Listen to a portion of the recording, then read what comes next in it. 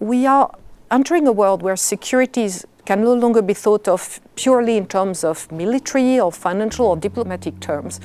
We have to think in environmental terms as well. That's what we call at Veolia environmental security.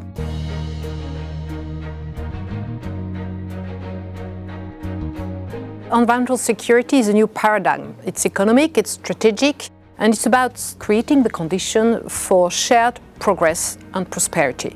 At its core, achieving environmental security will require new ways of thinking, new forms of coordinated engagement, if we are to build the resilience and capabilities we need to really achieve equitable human flourishing. The real challenge is how do we make solutions accessible everywhere and at scale? To do that, we need to show each stakeholder what they can gain.